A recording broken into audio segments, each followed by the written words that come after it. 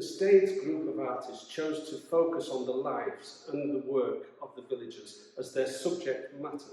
They documented their lives and work in their paintings, and their paintings give us a sense of what it must have been like to live there 100 years ago. They give us a sense of what it looked like, but also how it felt as well. To be within a fishing community in a busy fishing industry. Now, each artist had a different way of portraying this. This painting of a fisherman at sea by Joseph Bagshaw is painted in dark, inky colours. It evokes a feeling of tension and menace. It really captures the sense of danger and hardship that these sailors regularly endured. And here we have a painting which helps us to understand the precarious nature of this industry and the constant jeopardy and vulnerability involved in this hazardous way of life. This is William Scott Hodgson's The Rowing Boat, and it uses a different style and different medium to Bagshaw, yet it too has effectively portrayed the perils of working in the unpredictable and stormy seas off the coast of northern England. He's using oil paint, and his brushstrokes describe the swell of the sea, and the choice of colours describe the churned up water coming over the side of the boat. Certainly no place that you want to find yourself in, a very dangerous place to work.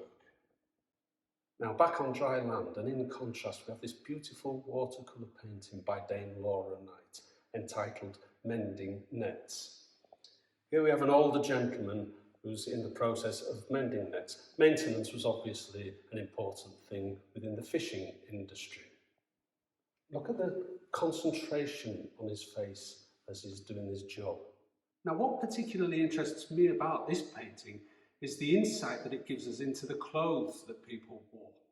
The warm, functional clothes, layers of practical garments that would be essential to be able to survive the harsh weather on the northeast coast.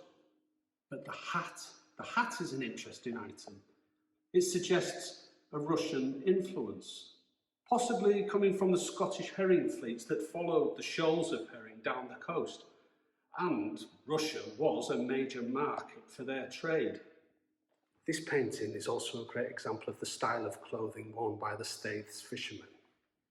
Whereas Laura Knight painted her fishermen at work and concentrating hard, James Charles has chosen to represent his fisherman in a relaxed position, although saying that, it doesn't look too comfortable in his pose. The painting shows the man in working clothes. This demonstrates the practicality and functional nature of his garments. The choppy brushstrokes and dour colours help to emphasise this. In contrast, this light watercolour sketch of an old fisherman looking out into the distance is a more uplifting and romanticised interpretation of the fishing industry. The lightness of the image conjures up the feeling of a breezy summer day. If you were to paint or draw people working in industry, how would you represent them? Would you choose to capture them in action at work, or at rest, or at play? And what medium would you use? Would you use flowing watercolours, or the quick brush marks of oil paints or acrylics, or perhaps a linear monochrome drawing in pencil or charcoal?